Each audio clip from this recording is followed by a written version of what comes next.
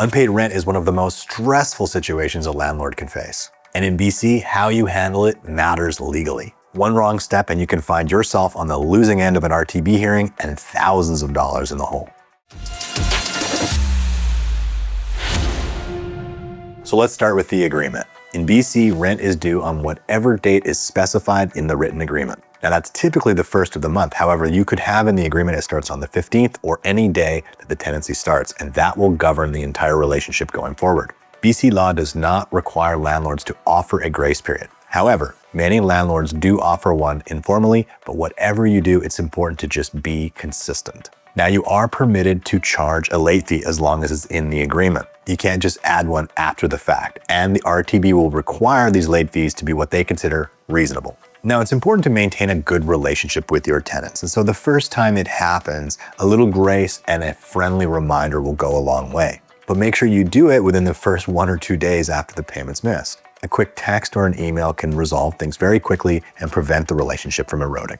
So now, if this is the first time and it's a good tenant, a polite reminder will go a long way. But if it's a pattern or a challenging tenant, just skip this step and move directly to formal action. Which brings us to serving a 10-day eviction notice for unpaid rent. So in BC, the formal notice for unpaid rent is the RTB approved form called the 10-day notice to end tenancy. This is available on the Residential Tenancy Branch website, and homemade forms or notices will not fly here. Now the ball is in the tenant's court. They have 5 days to either resolve the matter, pay their rent, or dispute it with the RTB.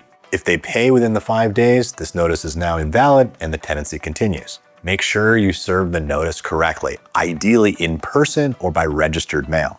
Failure to do so will completely null and void this process. And make sure you dot your I's and cross your T's here. Getting the date or the amounts wrong can void the paperwork entirely once you get to the RTB, which starts the clock over and could cost you weeks, even months in the process. Now, this is exactly where having a property manager will pay for itself. At Vantage West, we handle rent collection, issue notices correctly the first time, and manage the entire RTB process so you're not having to navigate it alone. Feel free to reach out to us anytime if you're interested in a hands-off property management experience. Now, it's possible that they will not respond at all, and this is typical of tenants who have fallen under hard times, showcasing some avoidant behavior. At this stage, your next step is to apply for an order of possession from the RTB. If they chose to dispute it, you'll have to wait for the hearing and hopefully have a successful outcome at that time, and then apply for your order of possession. Now, once that order is granted, if the tenant still won't leave, you'll have to go to the Supreme Court and apply for what's called a writ of possession. With a writ of possession in hand, you can now turn that over to a BC sheriff